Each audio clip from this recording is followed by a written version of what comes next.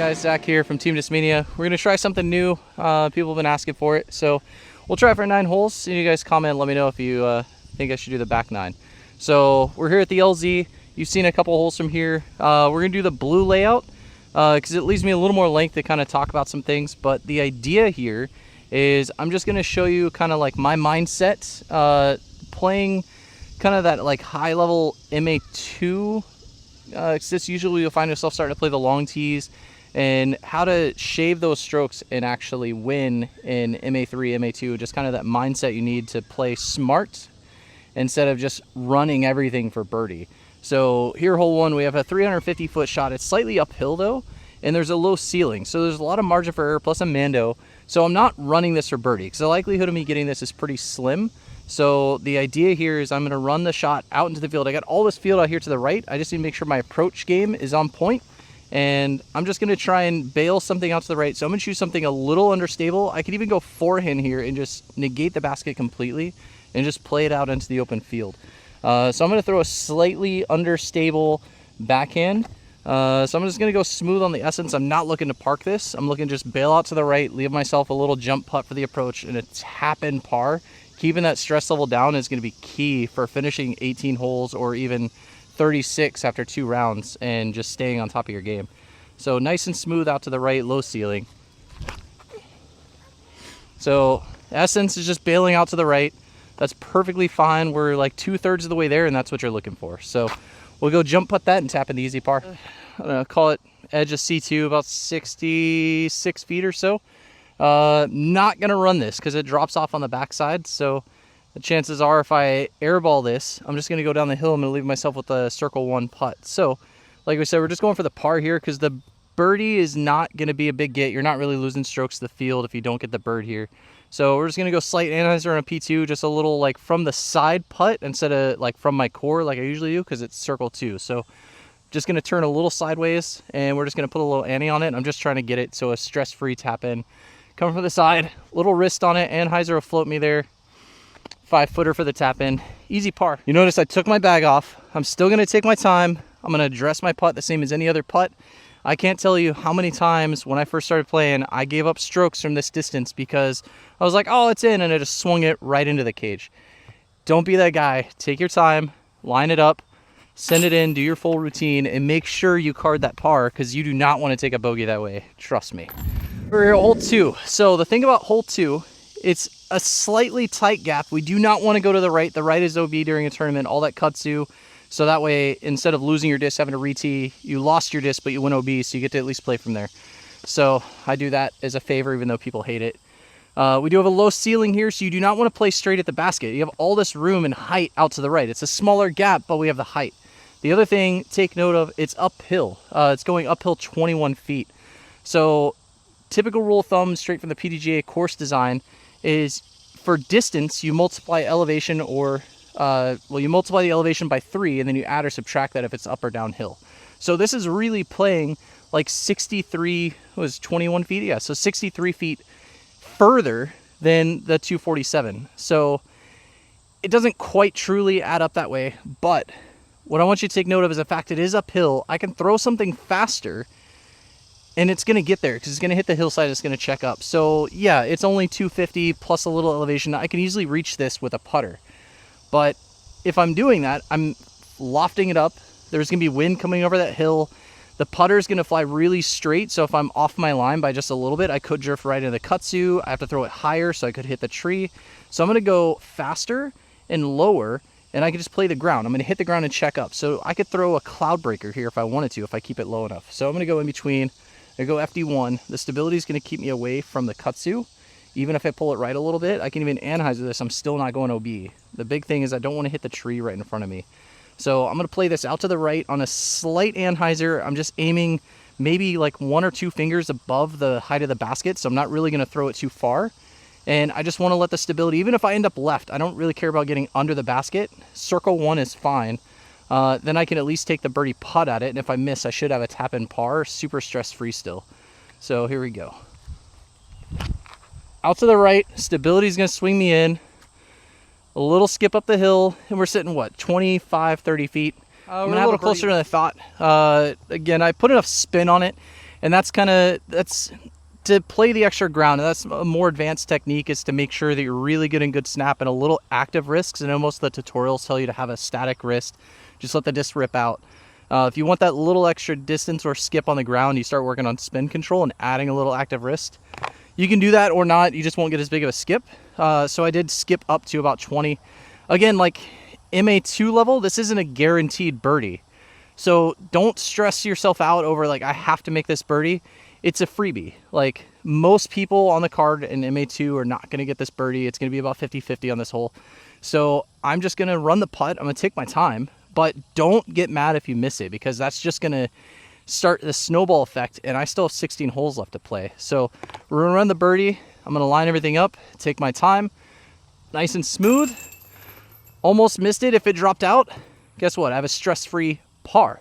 And then I go into the next hole. I haven't really lost strokes on the entire field, maybe about half. And it's just one stroke. We can make that up elsewhere. So we'll move on to hole 3. This is a tricky one. This is going to be birdie by maybe at most 20-25% of the field. Not a must-get birdie. So, and I could, even if it's not your home course, you'll get your home course. The way I can tell is just the overall difficulty. Like I look at this, you can't see the basket. It's got elevation change. It goes uphill on the right, then it goes behind a berm. It's downhill. Par is going to be good here. So, and you can check this. If you look on UDisc, it'll usually tell you the average of like the strokes for each hole. And just look at that. And if it's averaging like a 2.8, it's not a birdie hole. You're looking to get par. So on this one, yes, I can birdie this one. I usually birdie this one. But I'm usually throwing like a big hyzer with a lot of control. And I'm actually running the risk of spiking the basket and skipping OB, which I've done a couple times. But if I'm in a tournament, I just want the par. I'm going to choose which holes to get my birdies on. So I have a couple discs I can choose from here. The play here, because I can't guarantee that I'm going to park this and have a stress-free birdie, is I want to stay in the fairway. If I start going left, now I'm going to have a tricky approach. I want to stay on this straight, wide open fairway for as long as possible. So if I'm running it, I'm going to throw a Vanguard. I'm going to put, this is 352 feet. I'm going to put probably 380 of power on it, and I'm going to throw a wide hyzer, running the higher elevation of the hill, spiking, and I'm going to try and hit the ground before the berm and then kill the speed off of it and skip over. So that's out. We're not doing that. So that leaves me with an FD1. I could do a similar shot. If you're going to throw something like an FD1 slightly stable, you would play the forehand, play the low ground, skipping back up the hill. The elevation is going to give you an easier little spin drop putt towards the basket for your approach shot. I like the backhand play. CD1 here is a little too aggressive because it's just a little too fast. So I'm actually going to just down to the FD, and I'm going to throw it on a slight anhyzer. I'm going to play that line I talked about with the forehand. But the benefit of throwing this on the backhand, if I actually get this high enough, I'm going to have enough time for it to fade back out. And where the benefit I'm going to have of the anhyzer backhand over the forehand is I will end up closer to the basket while still staying in the fairway. So we're just down FD, slight ante. I'm aiming underneath this like low hanging branch here so I can just stay on the lowest ground possible and make my gap as big as possible. If I hit the hillside, it's not that big of a deal, which I did. So our approach is still gonna be easy because I'm in the fairway and I have a nice hyzer approach angle with a tactic. So now we get to play the approach game. We're still pretty much guaranteeing a par here. Drift a little further left than I think I would have wanted to. So this is where like I feel like people are really missing out on the big picture. Like I'm gonna take a second here and I'm gonna look at what I have. Right away, I can see I have a straight shot, but there's a tree in my way. Yeah, I could like go under the branches and slide up to the basket. That'll put me close. A lot of people aim to go straight at the basket whenever they can. Just off to the right, I have a gap. I could go any forehand flex through that gap, but if I look a little further to the right, it seems less conventional, but I do have a bigger gap, the actual intended gap to hit down the fairway if I had thrown a better tee shot or went super aggressive on the hyzer. I can still play that on a hyzer. In worst case, I hit the berm, I hit one of those branches, but what I'm looking at here is I'm staying away from the trees and the branches and the foliage for as long as possible. Even if I hit those branches, I have a 25-30 foot putt.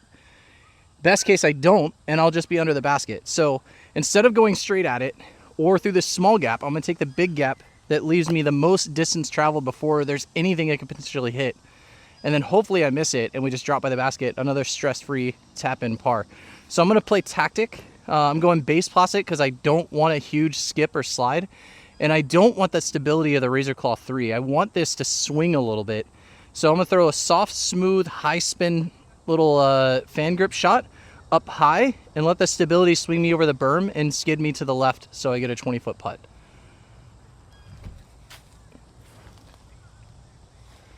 Okay, a little deep at the pin, but again, my goal here was not to park it.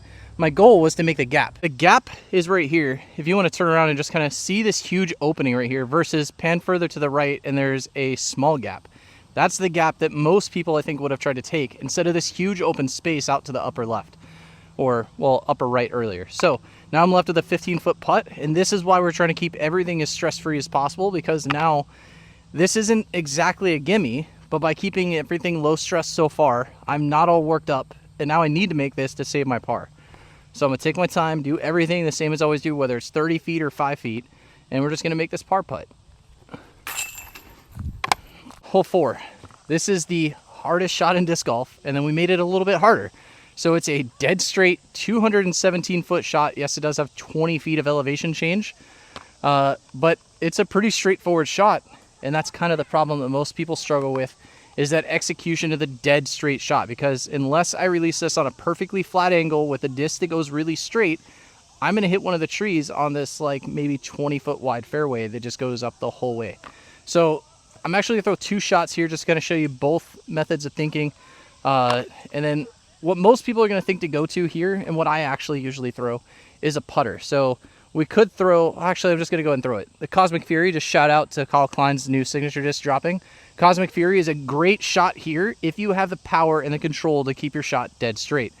What I'm gonna recommend though is something like a Midnight Prowl, a slightly understable mid or an Essence even. So I'm gonna throw the Essence on forehand, I'm gonna throw the Midnight Prowl I'd recommend for the backhand. Understable discs on the hyzer flip are a much easier, smoother way to guarantee that straight shot, because I can come through on a much more natural swinging hyzer feel and let the disc flip up and work the full width of the fairway instead of having to pin just dead straight at the Fury first, and then we'll throw the other 2 just kind of all back to back.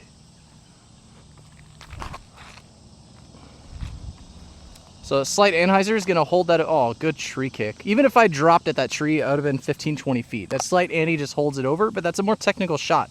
Here's the slight hyzer on an Origin. Oh, just go in. Right next to it. So running on the slight hyzer, it just feels more natural to swing low, run it on the hyzer, and come up. Now, the other thing I'm gonna recommend here is, why I wanted to throw both, is a forehand allows you to look at your target the whole way through instead of turning my back to it. So I actually recommend throwing forehand if you have it within control. I'm gonna throw an Essence. I'm gonna do the same thing, that little hyzer flip, plus noting there's a bunch of woods and brush off to the left. There's nothing to the right once I get all the way up there, and there's less trees on the right. So the forehand actually leaves me the best percentage for getting all the way up and staying away from the brush and anything that could obstruct my putt. So didn't get it quite turned, but we're bailing out to the right. Like I said, the forehand, we hit the ground, we bailed out to the right, but there's nothing here, nothing in the way. I have a completely unobstructed putt. Like I said, a birdie is great. This is kind of one of those, like, you want to get this if you're trying to win, but don't beat yourself up if you don't. I threw 3 shots here. I have one that's parked. My Origin actually went long. I skipped off the top and then it kept flying, so it's almost just as far. So we're just gonna play the odds here and see how this works out. Oh, it's left. All right, so easy par. All right, the putter is the ideal play because it slows down. It's easier to control the speed, where my mid just like smoked it long. Nice and easy birdie from the putter. And then the Origin actually sent on me a little bit and gave it too much of an ace run. This is literally the same distance to the Essence. We're like just outside circle here.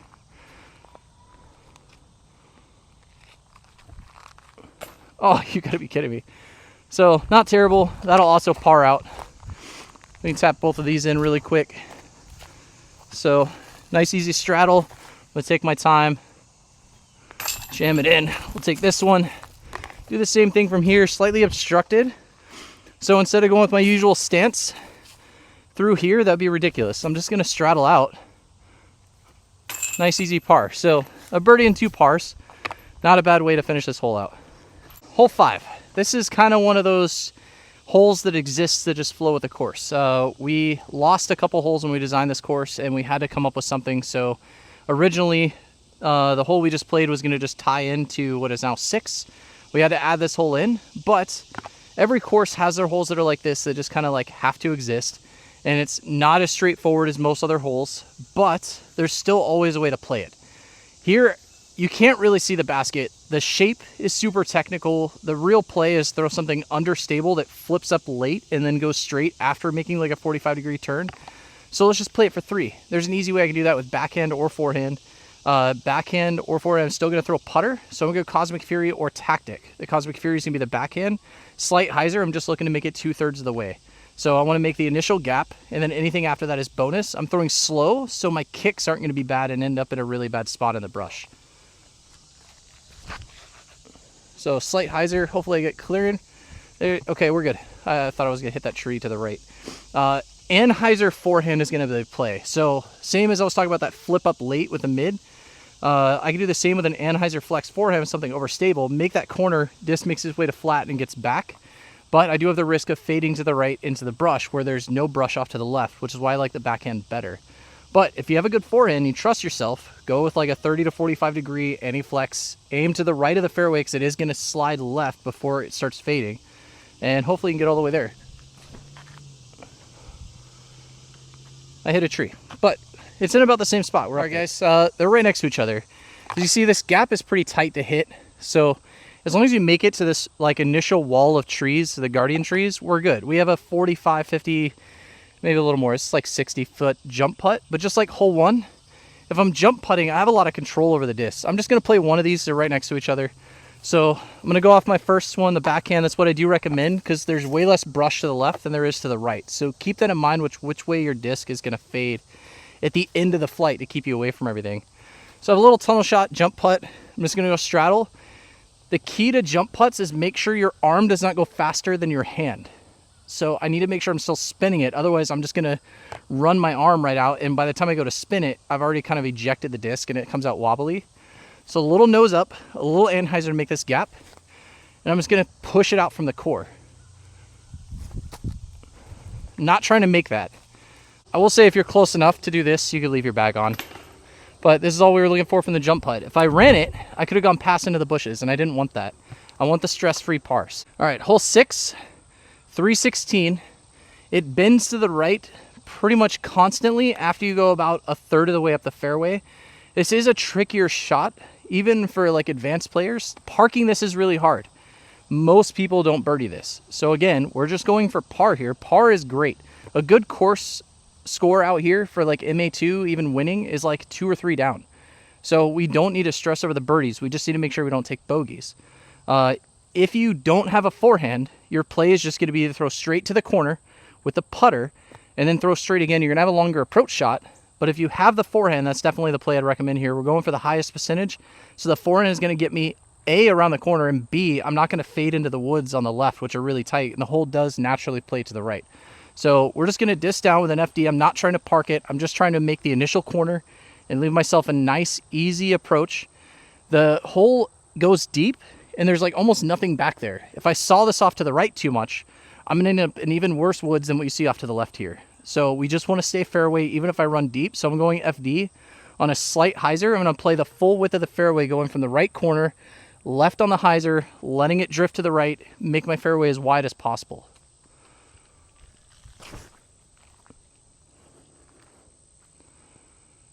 All right, that's it. That was really, really good, but still not parked. I didn't go full power on it. If I'm trying to park this, I'm actually usually flexing a cloud breaker and keeping it low for a huge skip to the right, and that's just a super technical shot because if you don't commit to that line, you're fading into the woods early. FD is your way to go here for a super easy par. All right, so again, you can see it was a great shot, but if you look back behind us, all we did was make this corner. I'm still, again, C2 from the pin. And that's going to be a common theme here if we're just trying to get par, because that's all you really need on almost any course unless it's birdie or die. If you're trying to win MA2, Par is great. Birdies, where you can get them on those like birdie or die holes. This is not one of those. I'm not running this. I'm just going to lay it up. So a little anti-flex again to cut me to the ground and keep it from gliding too far past. Should put me right under, and we're not even going to bother filming that. That's a drop in. Let's move over to hole 7, 258 feet, 14 feet uphill. This is not quite a birdie or die hole. This is going to be another 50-50 hole. So the way I like to look at these is if I didn't get 4, I really want to get this. If I got 4, then I'm not going to be upset if I miss this one, because with both of them being 50-50, chances are most people aren't getting both. You cannot see the basket here, which makes this tricky. It's basically a forced triple mando, and there are 2 guardian trees that really like to block the perfect like ace run line. So I know that I either need to run short or deep of the basket. If I run the ace line, I'm probably going to hit the 2 guardian trees. So I have a couple choices here. It's more disc of choice. The one I'm going to recommend is like a nice smooth mid. This is 260 plus the elevation. It's going to not quite play like 300, but the MD3 is going to give me the glide. And something that Simon said in one of his instructional videos a long time ago that really stuck with me, that is absolutely 100% true. And if you haven't figured this out yet, you should go try it. Your straight to slightly understable disc thrown on hyzer are going to glide further to the left than an overstable disc. So for me, usually I'm actually throwing MD5 here, and I'm going to throw it hard and flat and let the stability work for me. Now, if that's kind of your game style, then sure, grab an FD3 or an MD5 if you want to throw it harder. But I would recommend like an FD3 thrown smooth, flat, and straight, and commit through the shot and let the stability work for you. But like we said earlier, the natural smoother throwing is going to be that slight hyzer. So I'm going to throw an MD3, let the glide work for me, and it'll swing me over to the left with way less effort than an FD3 or the MD5.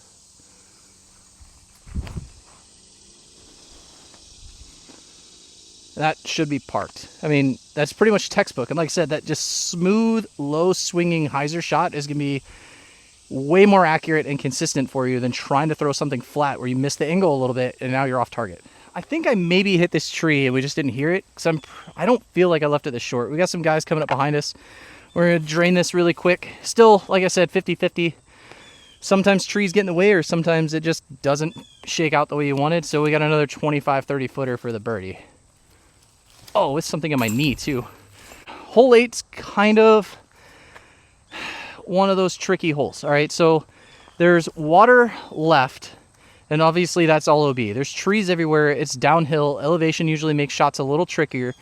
So if you want to get aggressive, sure, I'd recommend the forehand line. You can't see it from here, but this is something I recommend when you go practice a course. Don't just look from the tee pad, go to the basket, and then look backwards up and also see what you see. It doesn't look like it here, but there's a huge gap out to the left for the forehand play where you just basically get in clean and hit nothing as long as you stay below the branch that's hanging out over the water.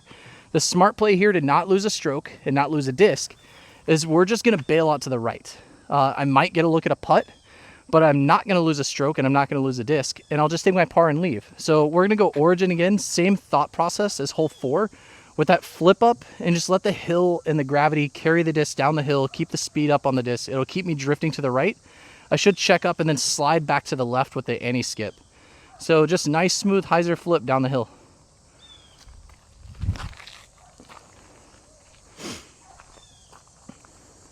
Anti-skip and skid. So we got about a 30 footer. Hole 9, 203 feet uphill. This one used to be really tricky. It got much easier now that we have the deck. So we do have a flat spot to land, and it's a little bit more of a predictable kick off the deck. The goal here is not to ace run it. It's not to park it. I want to play left or right of the deck.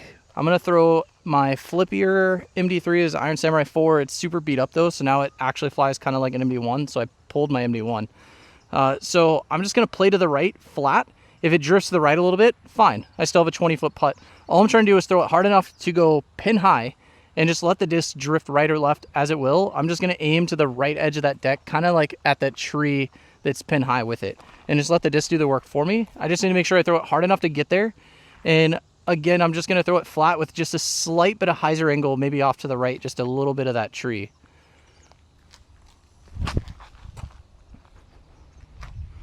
Hit the side of the deck, and we're parked. Super easy. Quick bonus shot with the Cosmic Fury. We can give it a little ace around here. Oh, I need that to get flippy. As soon as that gets flippy, that would have drifted. I'm waiting for it. It's going to get there. This is kind of what you want, is to, if you overdrive the basket a little bit, there is the hill that'll stop you, same as hole 2. And we kicked off the box. We have pretty much a tap in. Focus on the spot you want to hit, even from this close, so you ignore the death putt drop off. And just commit through your putt. Don't leave it short. That'll do it for the front 9. If you want to check out the back 9, we got some pretty cool holes. I'll even throw the bonus gold tee shot on 14, which you guys are going to love. But make sure you also check out the Cosmic Fury. Drop on the 30th. These things are phenomenal. I've been waiting on this disc for 2 years. So one last quick bonus shot here at hole 10. Let's ace run it. Oh, come on. Stand up. I need that to beat up just a little more. If that stood up, same as 9, that's dropping in. It's coming soon.